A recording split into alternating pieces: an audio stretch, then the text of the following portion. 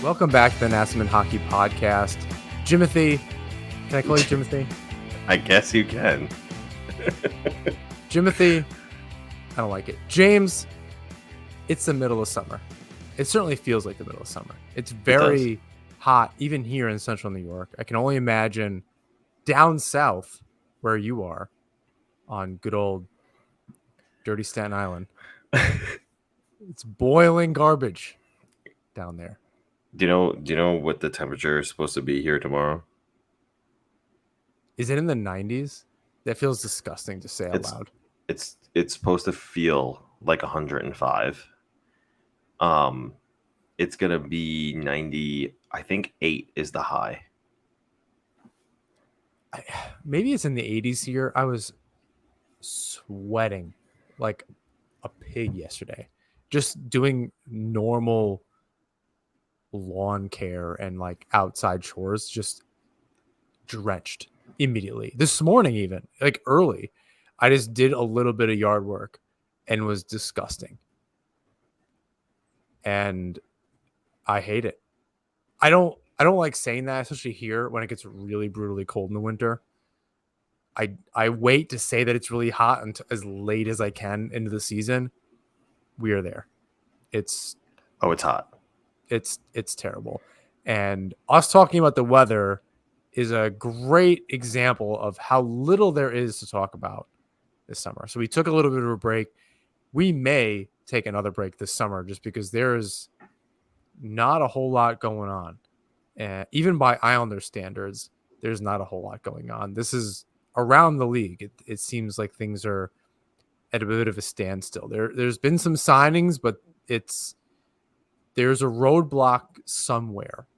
There's a trade that is bound to happen, or a player being moved that's bound to happen. That's been holding things up, and it may be indicative of what is holding up the Islanders from making some moves as well. But they did make at least one move, and it was mostly expected.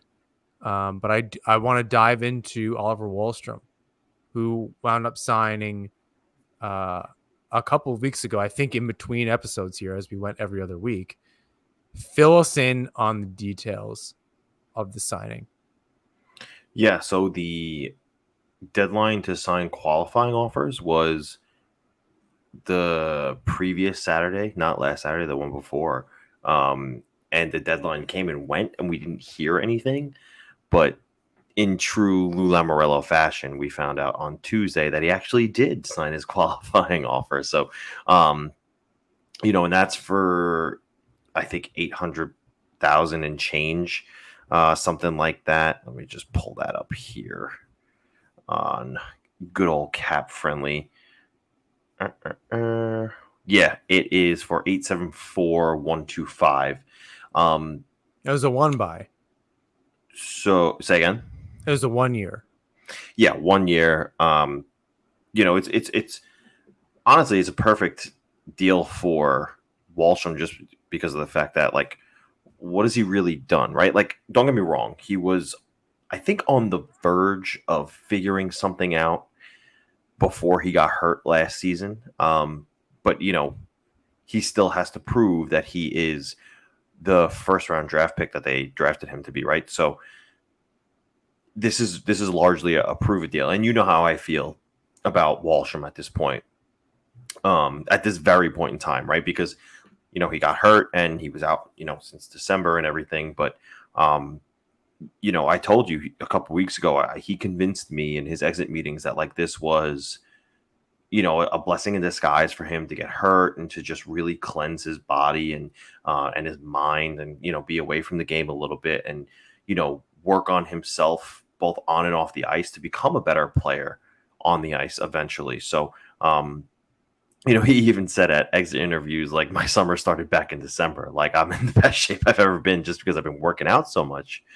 Which I think is great news, for the Islanders. So, he signs his qualifying offer. He's going to make another $874,000, $875,000. Something I think we all wish we could make in 1 year. So, even with, I mean, we all know it's like trainers and escrow and agents and nutritionists and yeah, blah, blah, blah, blah. But even at the end of it, half of that would be pretty nice. So it seems like it's a decent living, I think, is what you're saying. Correct.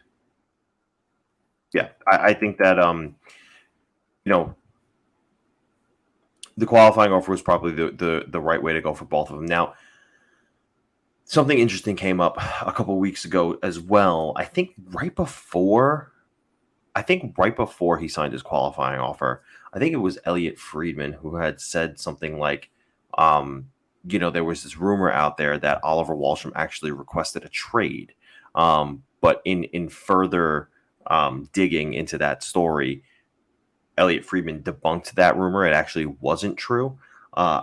Things like that are always interesting to me, right? Like they come out as like, oh, this might have happened, and then there's a little bit of a backtrack. And I don't want to say Friedman backtrack because it was within the same report that he said that he had heard he requested a trade, but then debunked it, right away. So as it stands, that wasn't true. But it's always interesting to hear something like that, right? Because you know the way Wahlstrom was deployed before Lane Lambert was pretty tough, right? And he said, I needed the tough love and everything like that to, really refine my game and learn all those small details and everything. But then Lane Lambert comes in and he's still on the third line. So, you wonder if he feels like he would thrive a little bit better in a top six role. And if he felt like that could have been somewhere else for him. However, again, wasn't the case according to Friedman. He wanted to, he accepted his qualifying offer, which indicates he wanted to stay. And we'll see what he is made of this year because this is a make or break year for him. Yeah, he's definitely not stepped up. Thinking about we started this podcast over 3 years ago, right? And he's been a player that you've been on for a long time, very high on for a long time. Sure. And he's scored 30 something goals in 160 something games. And that's simply not what we expected. Injuries aside and whatever, looking at the numbers that we do have, you would have hoped by now he would be in that top six role. And I maintain he's not ready for that. I think he really needs to thrive in the middle six against defensive pairings and other teams, maybe other middle six forwards where he can succeed before being thrown essentially like Dufour and Rachu and Holmstrom. And was there somebody else that was just in this gauntlet on the first line with aside Barzell, who that's its own challenge. But then you're getting put out against the other team's best defensive players. I think that's been a mistake of the organization for some time, in just for some reason being like, we don't trust you in the lineup every day. Wahlstrom aside, right? We don't trust you in the lineup every day, and we might even just call you up if you're in the A. But when we do, you're on the first line. That seems crazy to me. I'm not an NHL coach. There's something there that just I don't get. They seem to be outside of themselves when they're making these decisions, because it's like, all right, we don't trust you to be in the lineup or even in the NHL making an NHL salary, but we will trust you to go play alongside arguably our franchise player if it's not Sorokin, it's Barzell. And it's very odd to me. So if I don't think Wahlstrom's ready for that. I think he just needs to have a good season and score 20 goals, or 15 goals even in a single season, and just have a solid year. I think if we next season, well, I'll ask you, in a year from now, what you look back, it's a 1-year deal. We're waiting on the next contract for Wahlstrom. What kind of season are you hoping that he has? In a way too early prediction, July. You look back and say, Wahlstrom had a successful year. What does it look like for Oliver Wahlstrom going into his next contract? Because he still remains an RFA, if I'm not mistaken. Yeah. Well, it's interesting, right? Because you said like you hope that he scores 15 goals, and he was on a pace for a little more than that last season. He had 7 goals in 35 games. double the games, double the goals. He's got about 14 and 70. So you could see him scoring somewhere between 17 and 20. I'd say I'd expect him to score about 20 goals, maybe 40 points next season for you to be able to say, like, okay, yeah, that is definitely something that we can see as far as a positive development for this player. I'll say this. Does he need to at least, and this seems fucking crazy to me saying out loud. Does he need to be at least Parise replacement level for us to Essentially, sit? yes. And that seems right because they're almost 500K over the cap. Granted, they have an extra contract on per cap friendly in Carlson Kuhlman, who will likely not be in the NHL starting next season. They have a couple other kind of things to figure out there. So that pretty much gets them where they need to go with a few $100,000, maybe even 200 something $1,000 in space. That means it's going to be really tough to get Parise back, even if he wants to come back.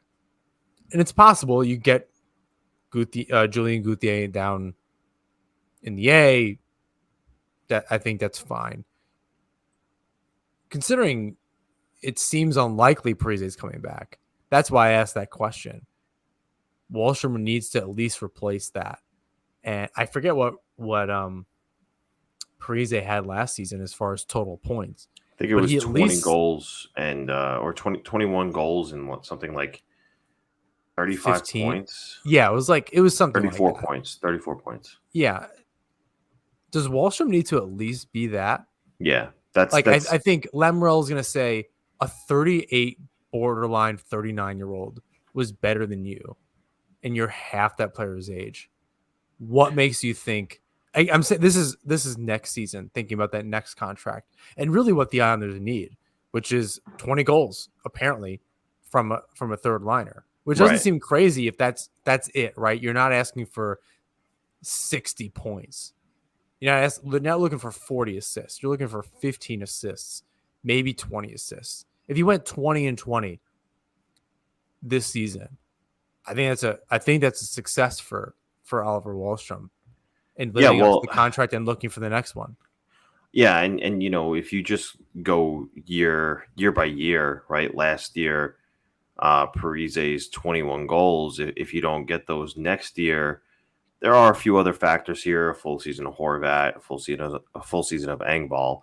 But you're essentially already 21 goals behind what you were last season, right? You're missing 21 goals because they didn't add anybody new. And it's already tight.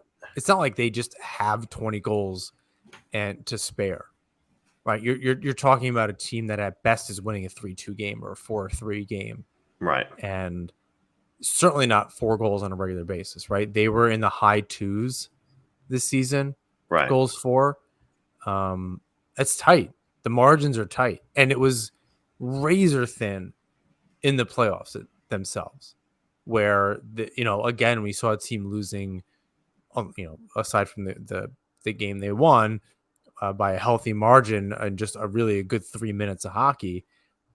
It was all pretty tight. There were some OT games, a couple tight little goals that you really, the saying the goalie wants that one back kind of stuff. But it wasn't like the Islanders were scoring and it was tough. It was tough to watch that from that perspective when they pretty much just carried the intensity from the regular season into the playoffs, and they weren't able to raise their game, especially the good players. And Barzal was hurt and coming back just for that. I don't know. Did they announce his injury? Not officially, no. So I think you know what? I think he actually spoke of it in his exit interview, but it's eluding me. I can't remember what it was. We likely spoke about it. I can't remember what it was, but regardless, he looked a little slow. I don't know if it was a lower body injury. It looked a little tough for him to really get going. I think it was hard to rekindle that chemistry with Horvat, but regardless, the second line looked good. Wahlstrom can really be a catalyst for this team. And the Islanders have been dying for, whether it was Beauvillier or any one of the other first round picks from Bellows and Hosang, Dal Cole, Niederreiter, like somebody coming in that wasn't a Barzell or Tavares, essentially, to just be good. We don't need you to be great. You don't need to be an all-star. We can largely forget about you, other than like Parise. He was just the best value contract. He really didn't get talked about, for good or for ill. He didn't get talked about, I'll say, enough, right? He was just a really good, solid player for the team. That's all Wahlstrom needs to do. And he will be the best first-round pick in a long time. That not named Barzell. Yeah, I think Like the bar is so low for him. Yeah, that's a good point, and it's funny too. Like, you mentioned Barzell, and I forget where I saw this, but someone was talking about, you know, look, the way you deploy Wahlstrom, at least at the beginning of the season, is that you should probably just throw him back on the third line with Pajot, let him get his feet back under him. He hasn't played in a real NHL game since December, so he's going to need to get a little bit acclimated, right? And look, I agree so far. Maybe right. Maybe he comes back right away and looks great, which would be a bonus, right? Eventually, maybe he can make his way up into the top 6. And right now, the only place that looks like he would be able to fit is on the first line, just because of how good the second line played together as a unit to end the year. That's Nelson, Palmieri, and Engvall. Right, you're probably going to want to keep them together. So you're looking at Horvat and Barzell, and then it's either going to be Anders Lee or it's going to be Oliver Wahlstrom. The interesting thing there is that Wahlstrom's a right winger, Barzell's playing right wing, and Lee is the obvious fit because of as a left winger, right? But someone had said the other day, and again, it eludes me who said this. I can't remember who. But they had little doubt that if Barzell needed to play his off wing, he'd be fine there, and might even find success on that side because of how creative of a distributor he is. He's a right shot playing on the left side, so his handedness, it does kind of work out if his stick is on the inside and he can distribute well that way. And he's got Wahlstrom flanked on his right with Horvat there. So he's got 2 shooters that he's playing with in Wahlstrom and Horvat. And look, that this is something that I have said that I think that Barzell needs to have for success for himself is a sniper on his line. I think Wahlstrom does have that shot. It's just a matter of if he's able to keep up with Barzell's IQ. Barzell is always thinking like 3 or 4 steps ahead. I think Horvat has that ability, but Wahlstrom needs to prove that he can keep up with that, right? Horvat has established himself as a top 6 guy, but I think beyond that, it's so much harder. You're just playing against better competition. I've said that in this episode. I've said that for years when you said that he should be on Barzell's line. I think that's just difficult to do. Now, Barzell has said that a righty is somebody that he wants to play with. That's where he's had success with Eberle and et cetera. So correct. that may work, right? I think the difference is they're both righties and Barzell's no longer playing center. And now you're just looking at a completely different dynamic. I think you need somebody comfortable on that left side. You want a completely different dynamic. Do you not want a completely different dynamic at this point? I mean, how long have they been playing with this dynamic that hasn't worked? I don't disagree with that premise as a theory. I don't know, right? I want to believe that there's a move or two to be made here. I don't know exactly what that looks like or anything. You can argue Peugeot. We've talked about everything under the sun to death. It's not worth rehashing. This is now episode 2 or 3 and episode 5. Go back and listen. We encourage you to do that. We won't do that here necessarily. or not yet. I don't know. I think it's a prove me thing to begin with. And I don't know what the answer is necessarily, because I think there's just too many questions on the island right now. You don't know what that fourth line is going to look like. Let's just assume Parise is not coming back just to open up a roster spot, as much as it's more hypothetical than anything. Assume the fourth line is together. You kind of still need a left winger on that third line if it's Peugeot and Wahlstrom, because you assume Lee is going to be up there. So that's even still a question.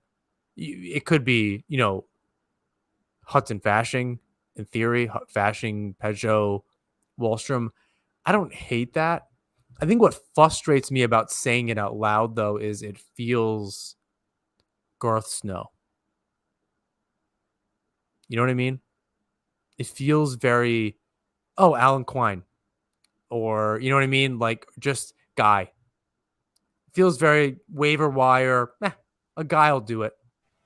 We'll figure that. Like, it just doesn't feel like anything. It feels like a throwaway line at that point. You have to say, like, Peugeot. You're like, okay, solid center. Wahlstrom, okay, he has something to prove. He can get 15, 20 goals. Like, okay, we like that. And then who? All right, well, the fourth line's standing together, and it's like, all right, Hudson Fasching can do that. And you're like, I like him, but is he the mover and shaker that line needs? Like, the middle's like, is that what this team needs? And that's what's frustrating, right? It's not Anders Lee playing the, let's call it Joe Thornton role in his latter years in San Jose, where he was the captain, still playing a significant role, but he was on the third line. I can understand that for Lee. I see that in his future. In fact, he's still scoring 20 goals a season, so he's not quite there yet. But that would be a great Parise replacement. Plus, then you get a Wahlstrom on your third line. Can your third line get you 40 goals, 35, 40 goals all of a sudden? Oh, we're talking about something completely different here. Yeah. You literally don't have the room. And then when you start moving a player, as we've suggested today and other times, that Peugeot might be that player, then the dynamic of the middle six, bottom six changes. All of a sudden, you don't have that penalty killer or somebody that can win you a face-off on the power play. So as much as that helps and opens up space and could add a top-line winger, which I would never hate, it does just change the conversation for the rest of the team. And then it puts into question, what's that third line going to look like? Can Wahlstrom even score 15 goals with X winger? What's that fourth line look like? So I think until, unfortunately, another month from now, or unless some dam breaks throughout the league and there's space that opens up somewhere, it's going to be a little bit of a domino effect. What you've pulled up for people that are watching on YouTube, what you've pulled up on the screen right now, even if it is definitely off. It definitely is, yeah. I assume this is Daily Face-Off. Yes, it is. It's always a little off, but it's the right flavor at the very least. What did you have to say about this? Because you pulled it up for a reason. Yeah, we're giving people free ads here with their little thing. If you want to pause that. Yeah, I guess I could. No, I just when I pulled it up and I was looking at what do at least Saravalli and his crew think the lines are going to be. They have Wahlstrom as left wing 1, which is interesting to me.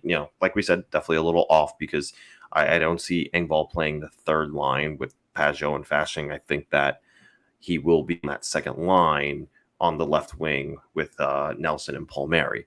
But they have Lee there. And, it's not so far-fetched because Lee and Nelson had found some pretty good chemistry with each other last season. They have had a history of being pretty good together historically. But ultimately, I don't think it makes sense for Wahlstrom to start on the first line out of the gate after missing such a significant amount of time. I think that we'll eventually see maybe he'll slide up if he comes on strong at some point, but I don't think that he will start there. So, but it was just, it was interesting to me. The reason why I brought it up was just because of the, I guess Daily Faceoff puts together what they believe would be the best 12 guys in the lineup, right? Because this is the off season and they're just, guesstimating what it could be, right? These are usually updated per game whenever the lines are shuffled, pretty much on the exact minute that the lines are submitted. So, but it seems to me that this is what Saravalli and his crew are guesstimating the lines will look like. But as we've said, we watch them a little closer and we know that it's probably going to be Lee up top. It's probably going to be Engvall on that second line, which means that the third line left wing, can Hudson Fasching not play left wing 3? I think he could play pretty much anywhere if you just want to plug him and play him. I think he'll be fine. So Yeah, that third it line feels a little cheap, but I think he's earned enough, I think, from the fans' perspective to play wherever the coach puts him. yeah. And until he screws up, fans will be fine with that, by and large. When you look at this lineup, because we've, other than Horvat, I guess, and Engvall, well, let me take a huge step back. I guess this is more different than it has been in a long time, with some perspective. Yeah. No Parise, no Bailey, no Bavillier. Okay, so hold on. So it is. You different. just said no Bailey, right? And it's funny because maybe you did or didn't read this article. I should have sent it to you. Everyone's favorite statistician, Dom Luchezin from The Athletic, he ranked who made out the best in this offseason. And believe it or not, the Islanders were in the winning teams this offseason just by the addition of the subtraction of Josh Bailey. According to Luchezin's model, Bailey was playing at such a replacement level that it was dragging the whole team down.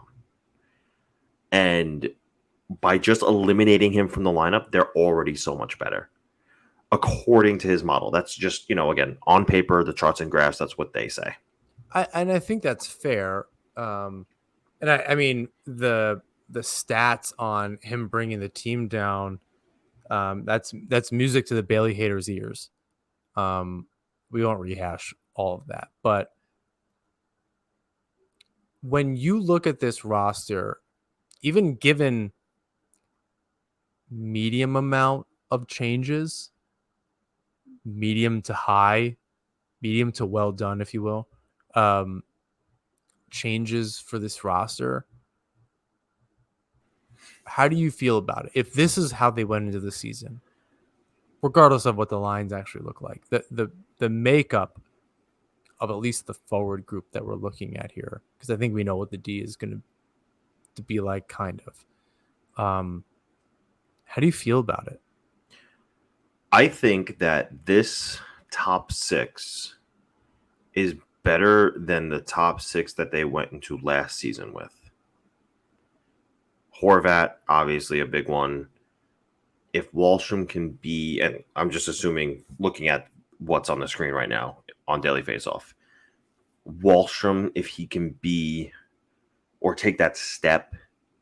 But if not, let's just drop Wahlstrom down and put Engvall up, right? Engvall, look, he was scoring at like a 20 goal pace with, Nelson and Palmieri. So if he can provide 20 goals to Nelson's 30, maybe, Palmieri pots 20 himself. You're talking about 70 goals from the second line. Not too shabby, right? I think, look, a full season of Horvat, a healthy Matthew Barzal, I think there will be something there, right? I don't think we're going to see the Horvat we saw at the end of last season. Look, 9 times out of 10, when teams acquire somebody at the trade deadline, they take a while to get acclimated, right? Yeah, Peugeot was shit when he showed up. It doesn't always work out.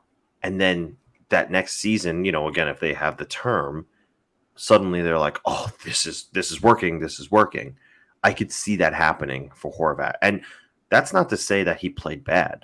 Again, you and I have talked about this all the time, both on and off the screen. Horvat did literally everything except put the puck in the back of the net.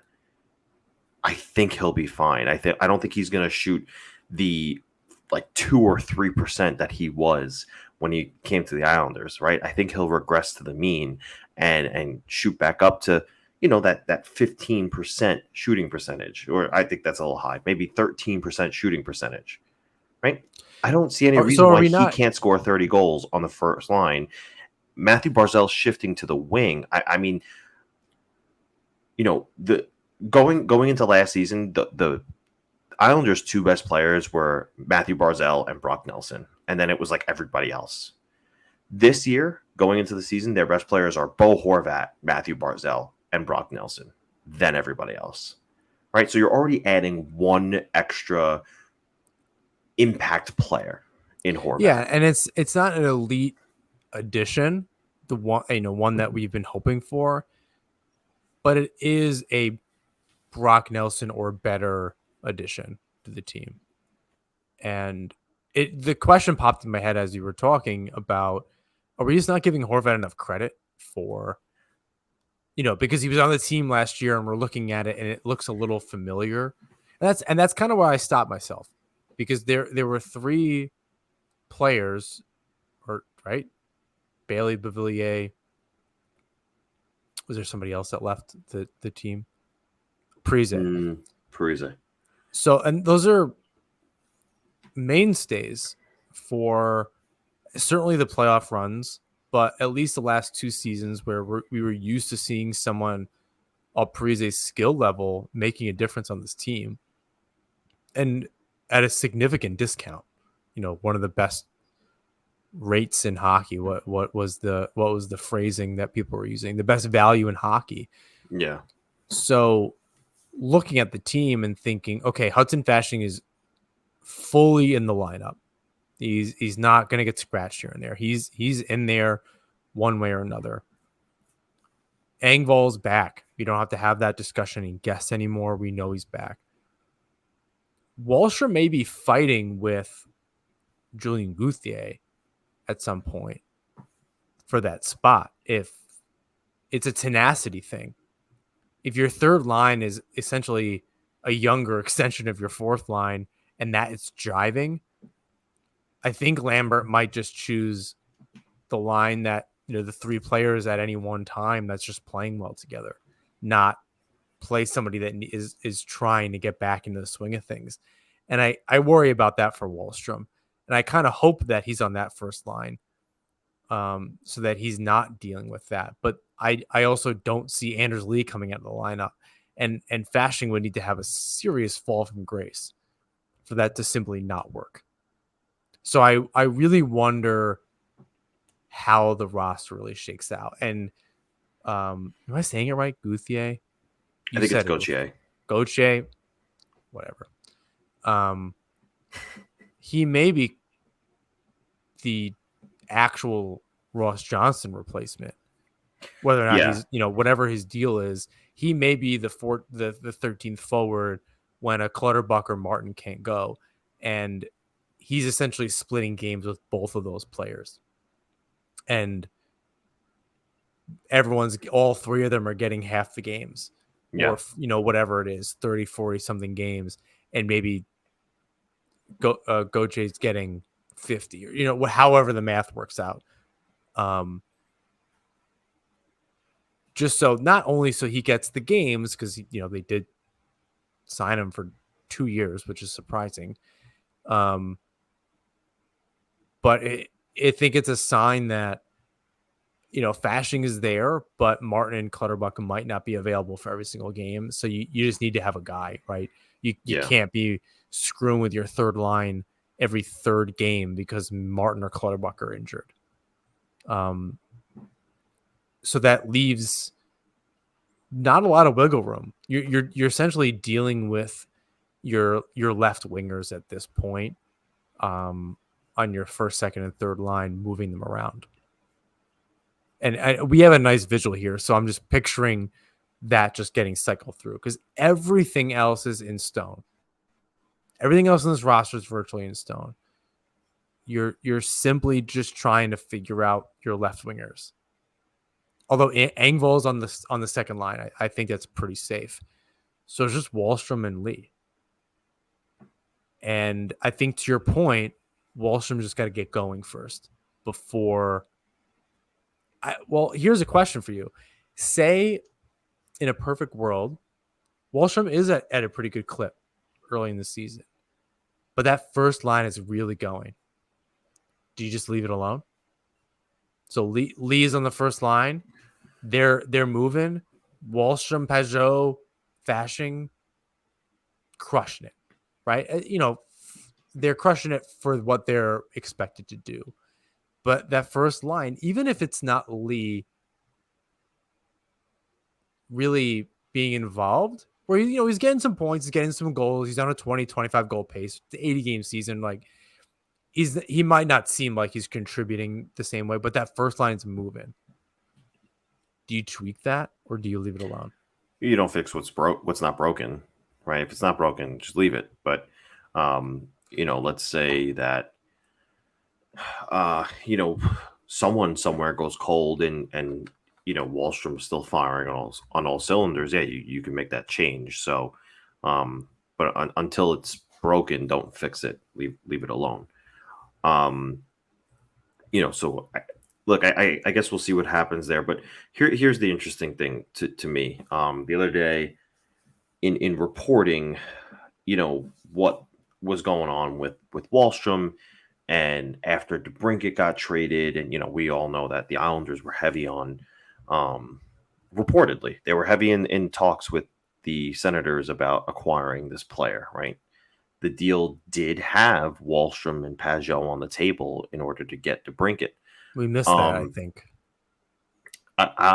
Maybe we did, and we could talk about it now. And that's exactly what the report was from Andrew Gross, that Wahlstrom and Pajot were part of a package that maybe we did talk about it because I asked if that changed the dynamic, you think, in the locker room. Yeah, we did talk about that, actually. You're right.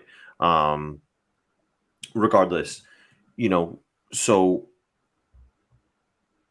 in what happened there after he accepted his qualifying offer, and DeBrincat moves on to the Red Wings.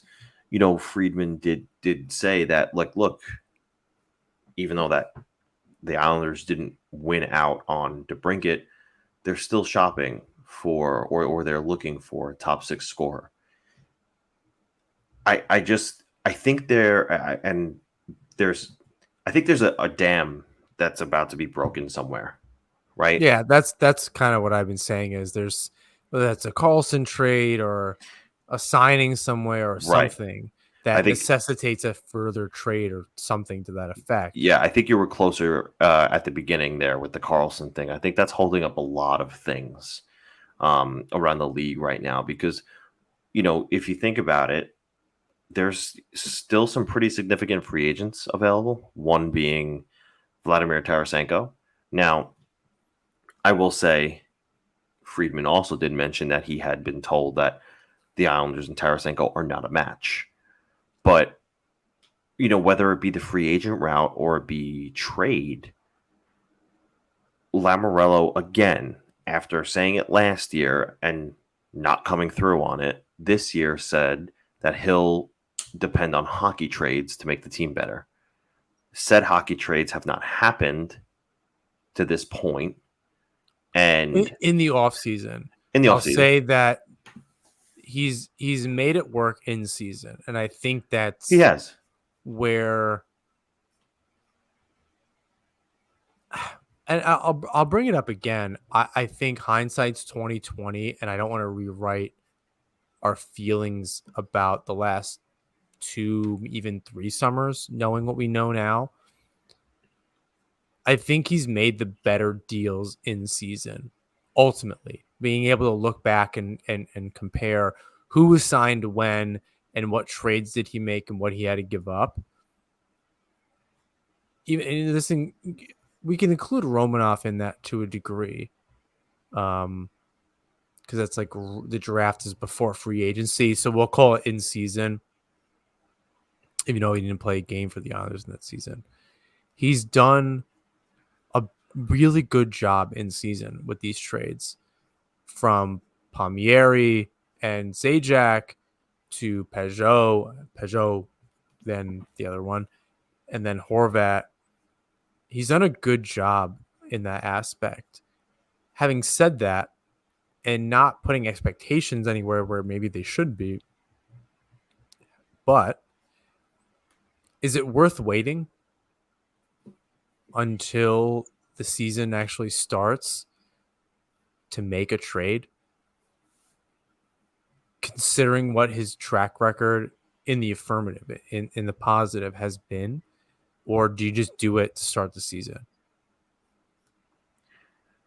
I think And that I say just I say just do it like it's a wave of the wand and he can just make a trade, right? There's clearly something different that happens in the season where he is able to do that, where he isn't in the offseason, right? Like whether that's his own line of thinking shifts and that happens to align with what other teams are willing to give up at that time, or whatever combination of things, something changes from July and August to January, February, where all of a sudden Lamrell's a shark.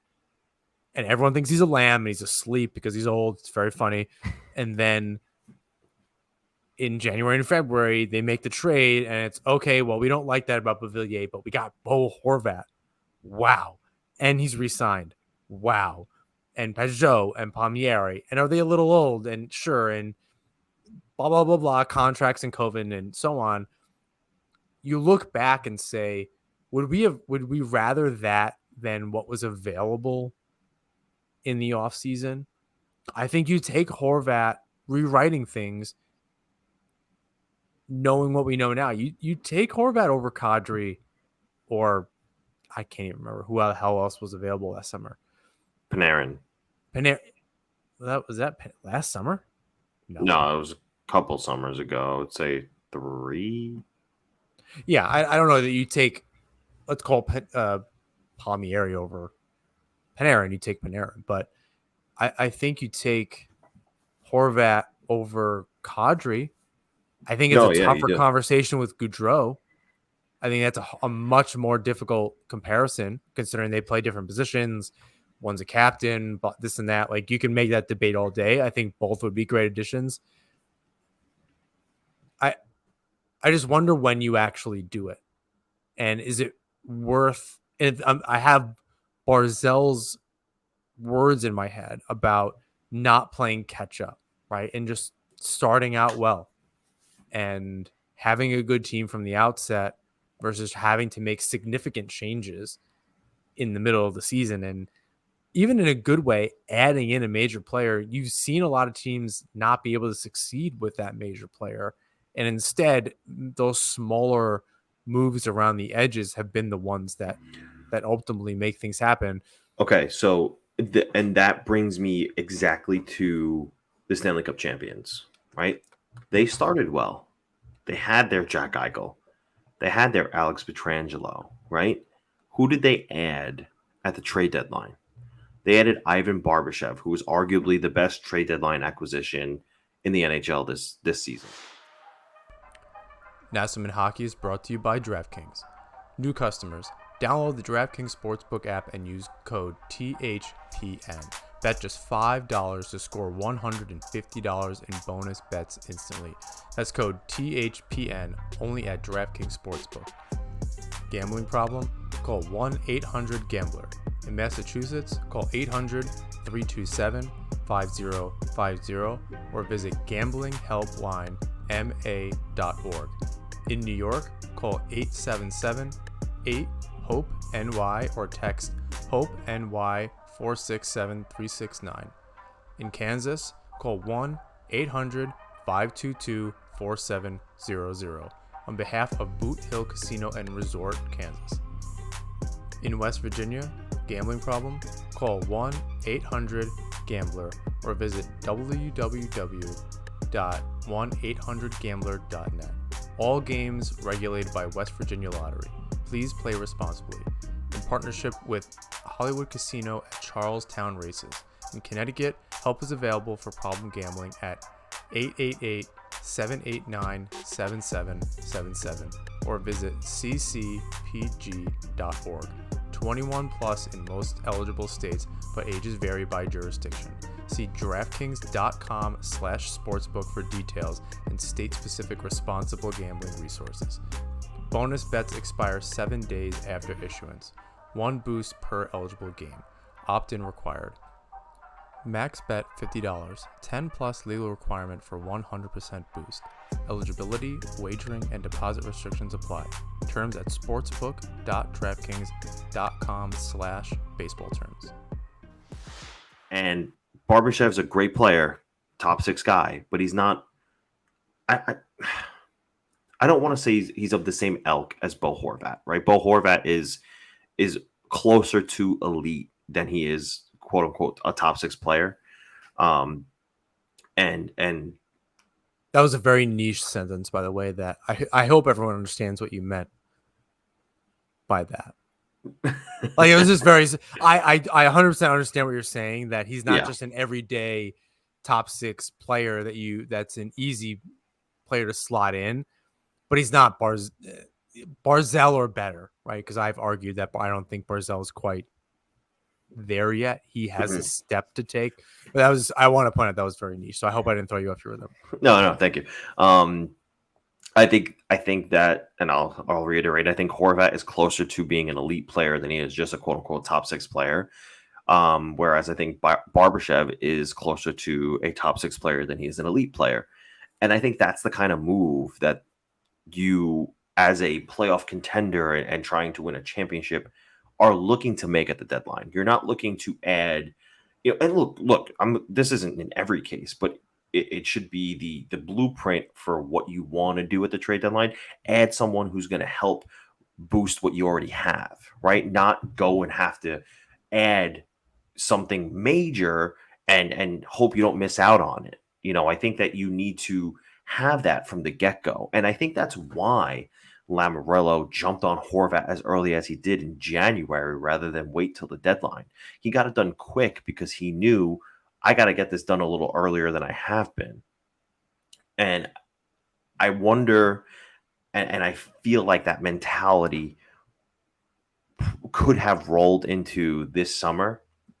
I want to start the season with another impact player. I want that person to be able to go through a training camp, to be able to go through a preseason, to be able to get to know the organization, to get to know his teammates, to get to know the ice he's playing on, the community he's living in, so that he can be comfortable and have a good season to help us take a step forward, right? I think that the thought process is there. Like I said earlier, there's just there is just a holdup. There's a dam that's going to be broken somewhere, I think, where a bunch of these moves are going to then start trickling out after that one big move, which very well could be Carlson. However that shakes out, other moves might need to happen after that. Maybe there's a 3-team trade that goes down in order for teams to be able to withstand all the money that's being moved around. And I'm not saying that the Islanders are going to play broker here. I don't think that's what it is. But whatever the fallout is from that one deal that breaks the dam, that I think is when Lamoriello can strike. Look, before any of the activity even went down, I feel like I've been talking about this player forever, and he has once again moved on to a different team. Anthony Duclair was traded from the Panthers for like nothing. This keeps happening. I think that's the most frustrating thing. Again, and it's not players that you would say they're 100% first line players, but there would be such a good top 6. He just scored 30 goals. I mean, yeah, and that's amazing. Like, that's a great top 6 player, as you were saying on your chart of good players, right? I don't superstar, no, great top 6 player, absolutely. Right. So, and I think that's just the little move that they need. Like, look, DeBrincat was going to be an elite scorer, right? They were going to get a multi 40 goal guy if they made that trade, if it went in their favor. It didn't, but that's the kind of guy that they were after, right? I think that they would be just fine though if they went a peg down from that elite 40 goal guy and got the really good 25 to 30 goal guy. Like, I know this the team is Devils. made up of those players, right? Yeah. So I lean into your identity of you need to spread out the scoring and figure it out. I don't disagree. I think I've even been saying that for I know the some time. Devils just got him, but Tyler Toffoli would have been like a godsend. He scored 34 goals last year. Yeah, I think leaning into that identity and crossing your fingers that Horvat, Barzal, just that connection blows up in a good way would be great, right? If you can get Wahlstrom at Parise replacement, Nelson can continue, Horvat, Barzal are do really well together. You're not asking a whole lot from this roster, right? You're just don't screw up. Essentially, if the Islanders got better at defense again, I think this is a really good team. You just hope that they can actually pull it fully together as an entire team again, which is what we saw kind of falter under Lane Lambert. And really in the latter stages of Trotz, COVID and injuries notwithstanding, you desperately want to see what happened in the first 3 years of the Trotz era, in that the entire team is pulling together, kind of, miracle on ice kind of stuff, where they're fully playing together. They kind of lost that identity a little bit. So it's crucial that they find it, that they go into the season really strong and back to what they know and do best. Until the roster has really significant changes, they need to just kind of own that identity. So until then, they, and barring some significant change, you just hope that they can figure that out. Last thought on that, if you had one. No, yeah, I think that's well said. And again, I don't think it's going to take. I don't think it's going to take a ton for the Islanders to, be looked at. Look, they have the goalie, right? Sorokin is going to get them as far as he possibly can because he's just that good, right? I have a little bit of question about the blue line. I think 1 through 5 with Pelech, Pulick, Mayfield, Dobson, Romanov, very good for now, at least. I'm not talking about the long-term contracts they all have, but for now, at least, is very good. I think that 6 hole, between Bolduc and Aho, is a little questionable, but maybe they're confident in Bolduc. If they're going to upgrade anything, should it be a forward? I guess you could make the argument. I'm not fully convinced, but if they're going to go for the forward, get the friggin' forward. And that's pretty much the bottom line.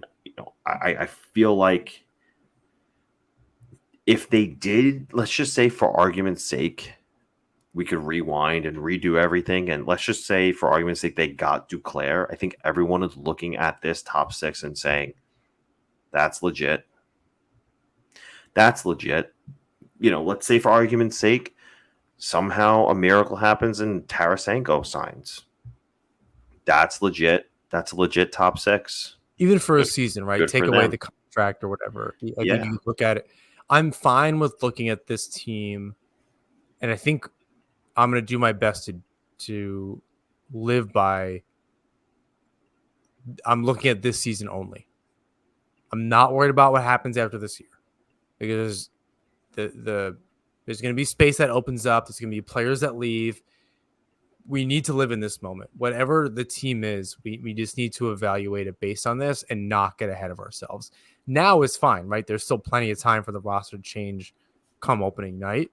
But once that puck drops in October, I think we just need to kind of be a little more honest about this is the team, and they can definitely add, but it's not going to be this massive change, right? It's going to be these moves where it's a Barbashev type thing if they don't do it earlier. They just need to figure that out. Correct. And yeah, I don't. We may have beaten it to death here. Yeah, where I guess it's to be cliche, the dog days of summer, and I don't know that we can find another angle on this. Yeah. Did you had brought up Parise before we hit record? Is there anything else you wanted to say on that front? No, I just thought it was interesting, the timing of, Bergeron declaring that he was going to be retiring. And, then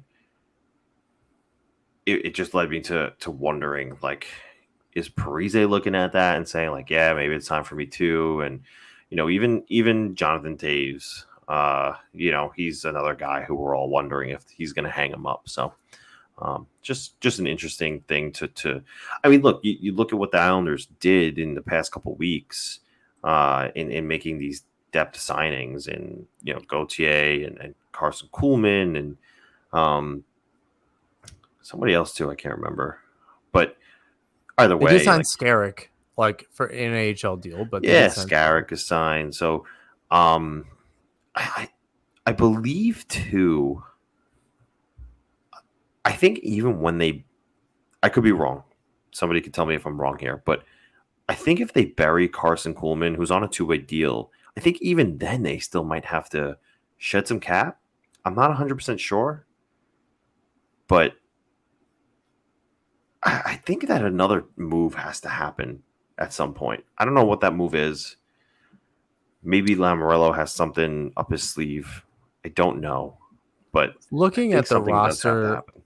looking at the lineups, we were talking about it earlier, the forward group. If I had to guess, it's a defender. Something kind of happens on the back end a little bit, although that seems very busy too.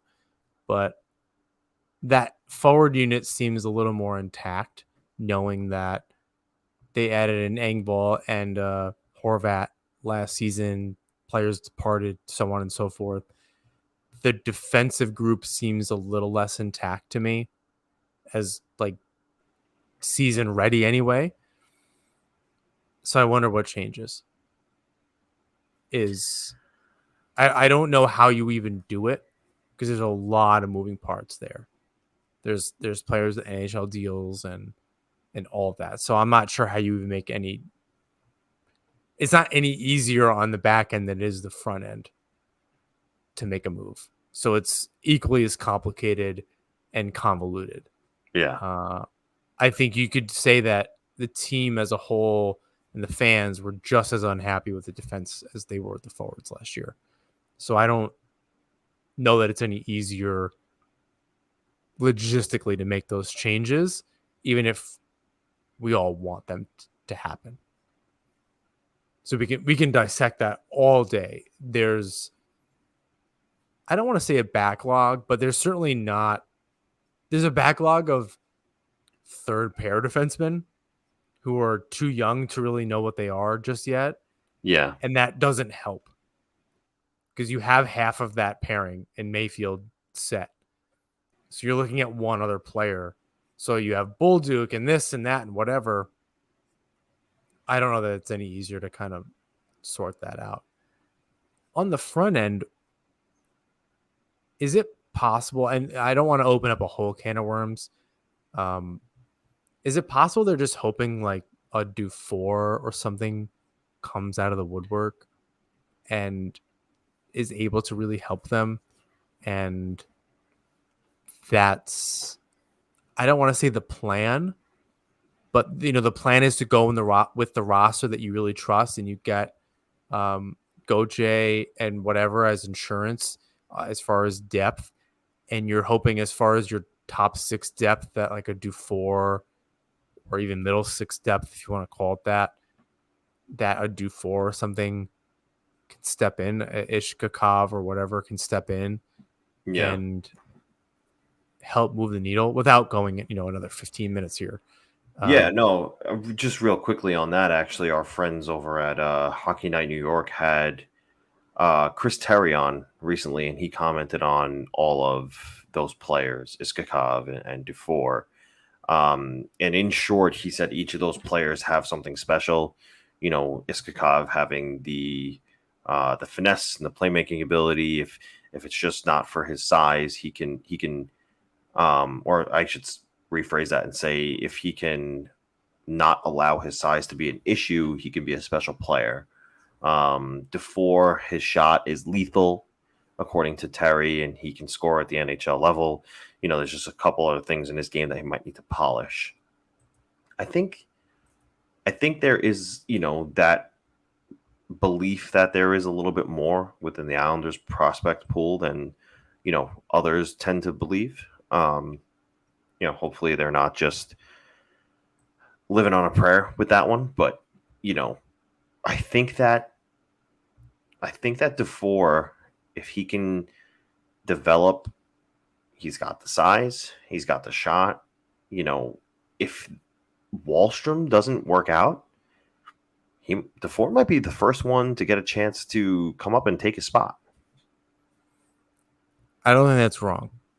It's funny. My line of thinking was if Walsham's working out and Dufour's doing really well in Bridgeport, wouldn't it be something and completely change the Islanders' fortune Oh, if that too, yeah. if both of them were just doing really well? And for the That's a first good time, thought. we can say, oh, okay, wow, there's some young players here that are doing some damage in a good way. And all right, their prospect pool might not be deep, but they have that changes the dynamic, like not having a Parise around and you have some players in there like mid to late 20s ish around playing really well. That's a good problem all of a sudden where you have two AHL players kind of waiting to get their chance and having to wait until next season to try to find a place for them in the lineup, considering, whatever, Clutterbuck and Martin or so on. That is interesting to me. The prospect, no pun intended, is actually really exciting. In try not to look too far past the season, but I like that idea that one of them late in the season steals a spot and plays the hero a little bit for the Islanders to either get them into the playoffs. Hopefully it's early, but like a lot of these NHL teams that go on long runs, it's just random guy that the rest of the league never heard of, that their fan base has heard of for a long time, and actually comes in and makes an impact. And we're waiting for who that player is for us. There's been players that come in that do play a big role. Look at Engvall. I think some other fans could have pointed him out. It wasn't like he was just completely unknown. When he got traded to the Islanders, it wasn't just a surprise, like, who is this guy? So it'd be interesting to have that surprise come from within the team for once, and not like a trade deadline acquisition, but just a good addition to the team. So I hope one or even both of them can step up and really make it difficult for the Islanders coaching staff and general manager to keep them where they are when everyone's just playing well. Even if Bridgeport isn't doing well, it'd be great to just have them as individuals playing well. I super wonder, the four thing was very well said. That would be, imagine having both Wahlstrom and Dufour in this lineup full time, firing on all cylinders. That would be, really a really good thing to see. Just because again they haven't historically developed forwards all that great, but that would be a big step in the right direction. I wonder about Iskakov, man. I really like what I saw out of him, and I know again it was at the AHL level. It's not the NHL, but it is the second hardest league to succeed at in the world. And he did. So those guys in the AHL are no slouches. They're just as big as the guys in the NHL. I wonder if there's a little something there with Iskakov. And let's not forget about that other guy too that we really enjoyed in his small sample size last season, but good showing was Durando. Let's see what he's got in That's training camp. that's right. And Maggio too. And Maggio, yeah, people are talking about that kid. Yeah, and I so badly want him to be Ralph Maggio, just because I thought that'd be a good nickname for him. But yeah, no, but people are talking about Maggio as a legitimate goal scoring threat. So, again, I know I know the Athletic and all of the other outlets who rank prospect pools have the Islanders somewhere between 30 and 32 of 32 teams in the NHL. But I mean, look, all they need is one of these guys to work out, and suddenly we're talking about a little bit different of a team here. yeah, they regularly get a Z minus on their grade, and it's not great. It's Not great at all. Okay. I don't have an official quiz, and this might be reaching a little bit. It's not a good one, but because I don't know that I could have done it. But I know you like a challenge. Hit me. Can you name all of the Islanders captains in their history as our end of the episode quiz? You don't have to do it in order. It may be easier to go backwards for you because I have the list up here per hockey reference. So if it's wrong, note them. All right, free square. Who's the captain right now? Anders Lee. And who's the captain before that? Tavares. A hard one might be who is right before that. Mark Streit. Mark Streit. And the Great American right before Mark Streit. See, now I'm trying to. Oh wait. No, it was. Stop it, Doug. Wait, I almost said Bill Guerin, but that was before him. And that was right before him. Way to go! Yeah. Now we're going back 20 something years, around 20 years now. Before Bill Guerin. Who's the captain right before Bill Guerin? Okay, I know who they were, and I want to try to get the order right. Yeah, extra points if you get the order right, but you can just name captains. Okay, so I know Yashin. That was correct, right before Guerin. Oh, it was right. So then Pekka was right before him. Correct. Okay, so then the other one is this is a really good one, and this is an Islanders anxiety favorite captain kind of player. So this is what, the 90. No, so this is two. All right, that's really good. So this player was the captain for 99, 2000, 2000, 2001. Iconic Islanders player for our age group. All right, so that leads me to believe it's Brian McCabe. No, but that was okay. No. He was a captain for one season earlier, or later. Earlier, he had the lowest. He is tied for the lowest point total in Islanders captain history with 9 points. What? Now, I think he was a defenseman. Is it Trevor Linden? No, he was before this player.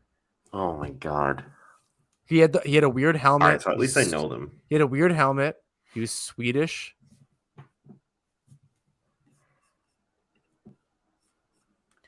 Kenny Janssen. Thank you very much. So Kenny Janssen, Trevor Linden.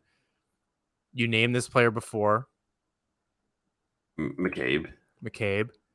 Before now, all right. Now we're really getting into like the history of it all, where it's probably we were alive, but we didn't know what these were. I know you know these players, and this one would have stumped me. I don't know that I would have gotten early to mid 90s. All right, wait, hold on. I'm gonna sandwich them here because I know the first three. All right, so go from the other side now. Westfall, Gillies, and Potvin. All right, so you've gotten all the way through 86, 87. and you end it at 97, 98. So you need from 95 to 80. 95. And there were three. There were Wasn't three. wasn't there also a year where they had 2 captains? We're not getting that specific. And you would Because- think I know who those captains are, but I don't.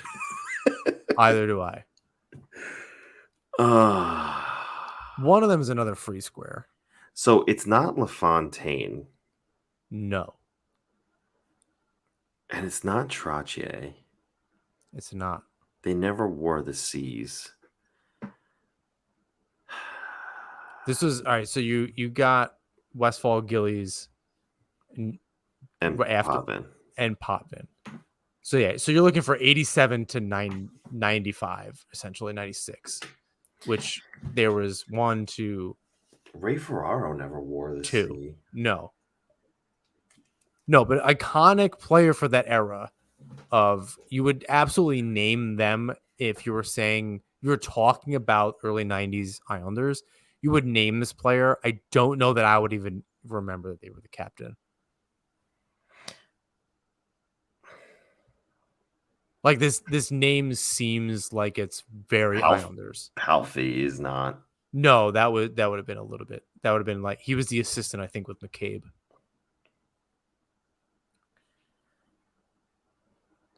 One of them has a million brothers in this league. Oh. You have to get the right one. It's one of the Suter brothers. Yes. Which one? I think it was. I'm going to. Oh, no, you were going to say it. I think you were going to say it. Brent? It was Brent Suter from 87, 88 to 91, 92. And now you have one left. I have one? Yeah, it's just one. That's the last 5 years that were missing between Suter and McCabe. He was captain for 5 years. 91, 92, 92, 93, 93, 94, 94, 95. So it was Trevor Linden. It was Brian McCabe. How many years was McCabe captain? Just one? Just one. When was Claude Lapointe on the team? He wasn't a captain. Though. No, he wasn't a captain. That's an interesting. That would have been much. I would say much later than this, but a little. And he's actually you no. Said this he was person, a fisherman. He was a fisherman era player, Claude Lapointe. You said this person was because I'm thinking of another fisherman era player right now. I think this is pre-fisherman. This is very 93 Cup run player. When did Rich Pylon start playing? So he's the rare player. I talked about this on Weird Islanders as not a Weird Islander in the fact that he only played a small amount of games with the Islanders, but he's a rare player that made it through the entire 90s on the team. He might be the only one that made it through the entire decade. He was not a captain. It's Pat Flatley. Pat Flatley is correct. That just like dawned on me. Wow. So that's all of them? That's all of them. I am so you sandwiched proud of them right in myself. there, but you got to. This must have been very frustrating for the listeners who probably can rattle this off. I don't know that I could have. Again, I think of all of them, Flatley, maybe Suter would have really gotten me. McCabe is a weird throw-in. I should know that because he's on a poster. Yeah, you I just remember. I remember the C on his fisherman jersey at one point. Yeah, so it's strangely not on this poster. So he's here for those watching on YouTube. And this must have been made before the season. And interestingly, Hockey Reference does not have a captain for 96, 97. And that may have been this poster. 96, 97 didn't have a captain? Just post fisherman where they had the wave jersey, which I think is a great jersey. That seems to be a year where they didn't Oh have a yeah, they captain. didn't. Wait, so now hold on. Did they have 2 captains one year? I gotta look this up. God. My other trivia question was there ever a 40-goal captain for the 40 Islanders? goal captain. That's a good question. Yep, they did have 2. 91, 92. They had it was Suter and Flatley. But no Oh, I didn't alternate even see captains are that. named. I didn't see that. That's interesting. That is interesting. It looks like Suter something got hurt. He played like 8 games. And then Flatley took over. All right, so what was your question? Was there ever a 40-goal captain? Yeah, Anders Lee scored 40 goals. As captain? Oh, okay. Tavares never hit 40, right? Real close. He got like times. 30, 38 or something like that. Exactly 38. God, I'm like on the money. Yeah, so no 40-goal captains and no 100-point captains. There's been one 90-plus point captain. That was Clark Gillies. Not even Yashin? What was Yashin's high? Maybe not as captain. Oh, His career. You know what? He was the captain of the Senators and he scored 94 points. Oh, yeah. He was definitely that kind of player for a little while. And it's God, it's weird as like thinking back on Yasha and those early teams and what you thought was really good, even at the time. I don't remember him like just looking at the point totals. I don't remember him being bad. That never crossed my mind at when the Islanders got him from 11 to 16, 17. I never thought Alexei Yashin is bad. That never crossed my mind. Now looking back, I don't know. It's wild how that narrative has changed. I mean, they bought him out. Maybe somebody thought they were bad. Like maybe I was just out of touch and not plugged in the same way that I am now. But it's weird how my memory doesn't serve that narrative. And now I'm looking back and thinking, okay, maybe he wasn't great, but he was all over the place. His point totals were all over the place. It was never consistent. But you know who I always thought was a lot better offensively than he was is Michael Pekka. Oh, you thought he was better? I thought he only ever like his career high in a season 60 points. Yeah, never hit 30 goals. Wow, Yeah. he was really not good points. I mean, his career high, to be fair, if someone asked me on what team did Michael Pekka score career high points, I would never have guessed the Islanders. I would have easily said the Sabres as a younger player. But yeah, he had his best season his first year on Long Island with 60 points. That was a pretty good season for that time period too. And then it's just a cliff. I mean, he comes back with Columbus, which again, gun to my head, he played for Toronto. Gun to my head, I couldn't have told you where he went after Long Island. The only reason why I know that was because of Puck Doku. You got to play that game. You'd love it. Dude, my head is anywhere but hockey lately. I can't even tell you how I'm running around my house and doing random stuff all the time. Just so I can clean it up by winter when I'm stuck inside all the time and I don't want to look at stuff I don't want to look at. But yeah, gun to my head, seriously could not have told you where Pekka went after the Islanders. Also, 3 seasons does not feel like the amount of time that he was there. No, I feel like my first consciousness of of the Islanders, or like, yeah, some of my first memories of the Islanders was Michael Pekka being captain. Actually, and I say that because my first jersey, I think, was Michael Pekka with captain's patch on it. Wow. My brother has a Trevor Linden one. Nice. I might hang it somewhere back here at some point. If I can, I'll grab it from my mom's house. I don't think he'll miss it, Nice. but it's on my list. I might do that. I have a bunch of other stuff too, but it's across the room. I think that's it. We managed to go pretty long for it being the dog days of summer. I'll be honest, I don't know what our schedule is going to be. I'm sure we can get on here and talk about something. It will not be about the Islanders. I can do my best to come up with a quiz. I don't know that we could talk about hockey right now for 30 minutes. Maybe in the summer we should convert the podcast to like beers and like, I don't know. They were talking about the U.S. government has possession of God. alien aircraft on the news today. Tom DeLonge was right.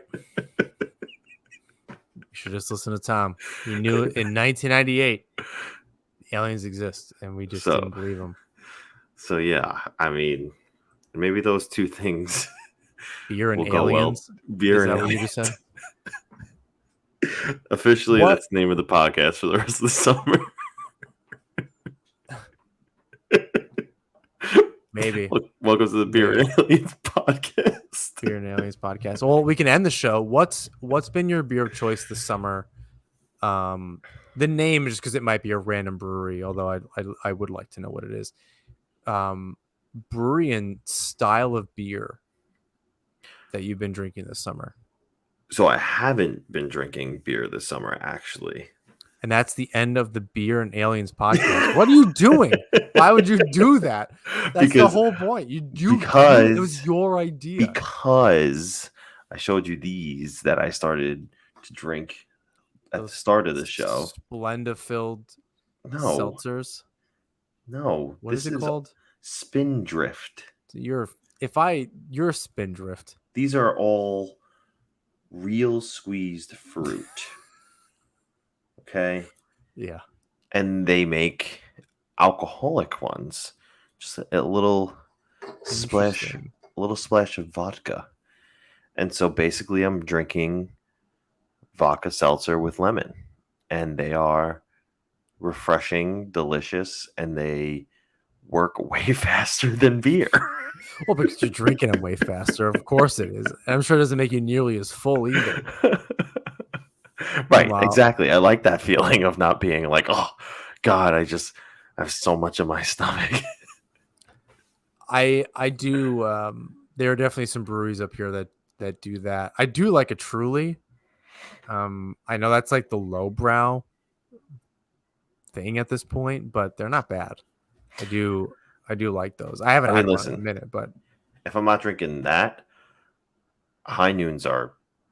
That's ridiculous. It. Actually, high noons are dangerous. They're ridiculous. I've simply just not purchased them in my house because I would definitely go through them. Oh, especially when I was living at the lake. There's no way I wouldn't have had 2 or 3 almost like every day after work. Easily, because it would have just been like because they're small, like 12-ounce bottle, like cans or whatever. Yeah, I mean, I don't know the last time I had a 12-ounce beer, but they're small, like you just easily go through them. My father-in-law, dangerous. My father-in-law is a big fan, and this weekend I went over. I opened the fridge, and what do I see? Just a whole shelf filled with them, right? And it's 90-something degrees outside. I'm about to jump in the pool. And I look at my watch and I'm like, what time is it? It's 11:30? It's going to be noon in 30 minutes? High noon o'clock? Yeah, sure, why not? I went for it, and I just enjoyed my Saturday. If you finished your coffee allotment for the day, it's fine. In the summer, it's Oh fine. yeah. To Just be you fair, just move on. To be to be fair, fair, I wake up at 6 o'clock in the morning, so I was already up for a while. yeah, 5 or 6 hours is enough Yeah. to get going. I've been so I still bartend at a brewery. Um, I've been on this lemon wheat beer this See, summer. okay. So how, and maybe you know this beer. I don't know how well known beers are. I'm not a connoisseur like yourself, so you tell me if I'm I wrong don't or I not. don't know that I am either. I know what I like. That sounds a lot like Leinenkugel. So it's not a shandy. Okay. Shandies are typically it's literally lemonade and beer, which is also very good. Oh.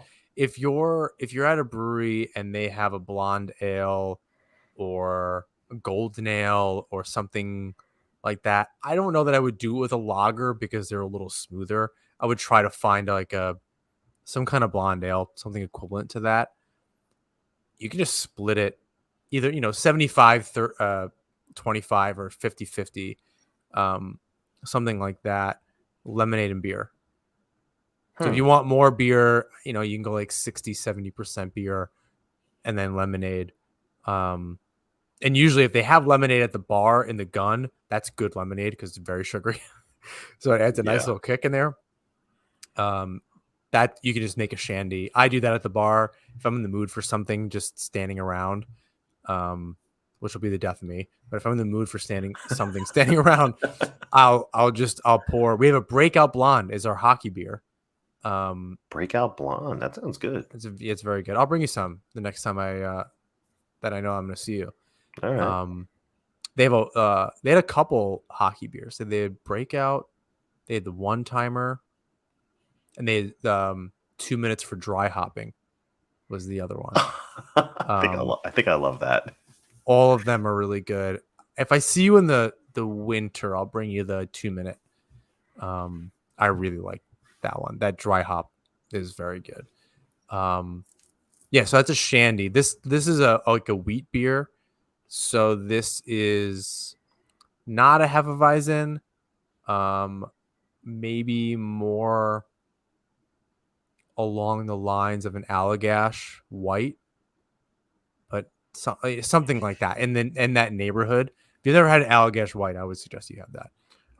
One of my favorite Like or a beers, Blue if Moon not, is probably like a well-known oh, wheat beer is probably like Blue yeah, Moon, but yeah, this has like lemon peel, so it's not sweet. It's got more lemon zest kind of I thing, love that. and has been my summer beer I'm a big lemon guy. this year. Uh, me as an Italian, that's in my DNA is to just lemon on stuff. That's lemon seltzer. I just had Is just in my genetics to just when it's hot out to want to eat a lemon raw yeah, at pretty much all times. that's a bit psychopathic behavior, but um, Rind and everything, the just the whole of it. yeah, complete psychopath. Um, your so okay, if you could only drink 3 beers for the rest of your life, what beers would those be? Styles or actual beers, like Actual by beers. a brewery. Wow. Wow, wow, wow. I I already feel like know I mine. go through such a rotate. I want to hear yours because I go through such a rotation of what I like at any given time, just based on did I have it a lot? Is it available? I'll find a new one. Mhm. Um, but go ahead. I think I have some. In reverse order of what my favorite beers are, third place would be, I think, that Line and Kugel Summer Shandy. I fell in love with that one summer. I think my dad showed it to me. He just bought them like on a whim. He's like, these looked really good, and like we just crushed a bunch of them in like my yard. It was great. Um, I picture you on a sidewalk on Staten Island in like those metal reclining chairs. Just you and your old man and people are driving too fast, and you're just like having a good time, and then someone drives by too fast, and you just yell at them and throw a bottle at their car. Is that what Staten Island is like? Yeah, definitely. You nailed it. And then like That feels sanitation comes accurate. and picks up the bottle that I Yep. threw, and they just throw it right on the mountain that you can see from space. Um, my my second favorite beer. I'm a. You said it before. Maybe I don't. I know I don't have all these craft breweries like you do out in good old Staten Island. We have one brewery out here. Do Um, you? That sounds odd, but okay. we have Really? one local brewery out here. Yeah. I think like Brooklyn's like a stone's throw. There's a million over there. Yeah, that's true. That's true.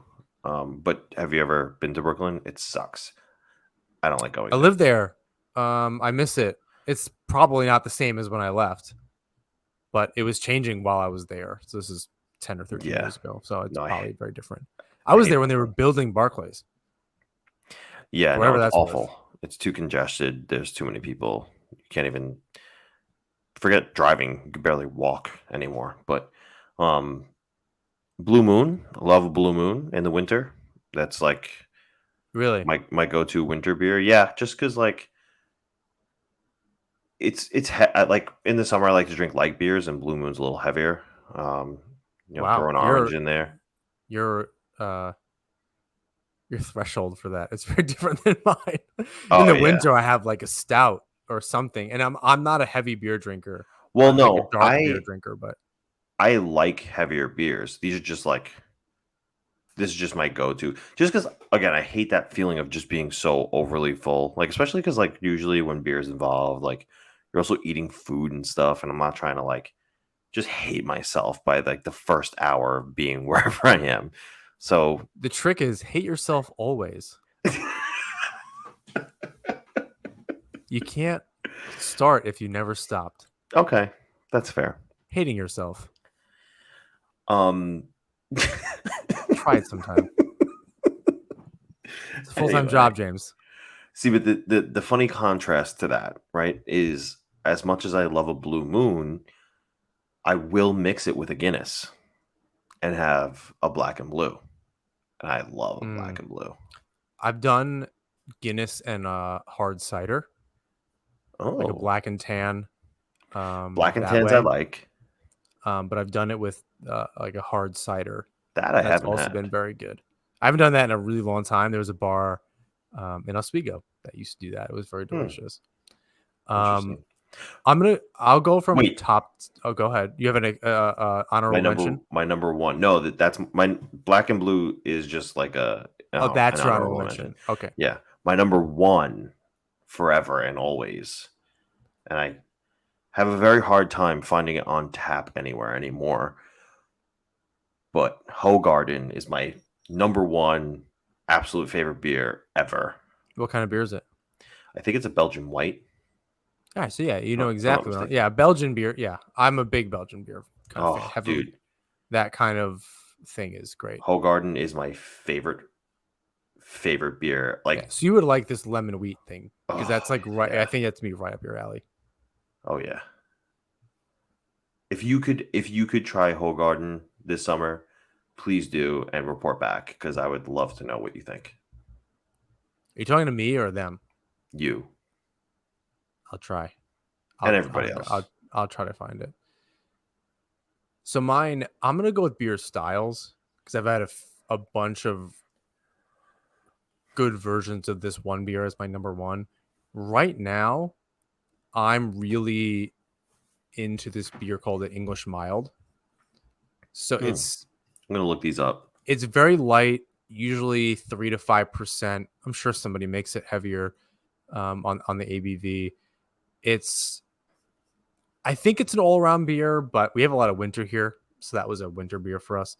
Um, they're so easy to drink. They have just the right amount of sweetness, maybe even a little bit of caramel.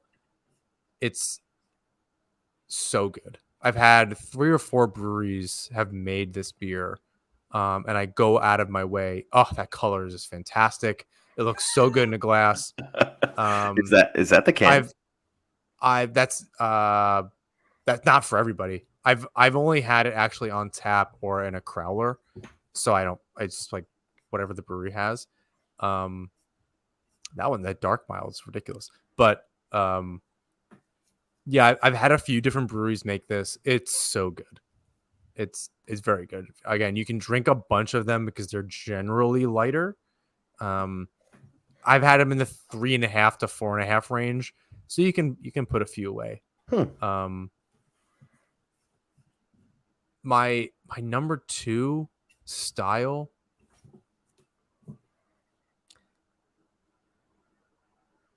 I want to say any kind of lager at this point, just because I think I'm over IPAs and pale ales, and even that's what got me into craft beers.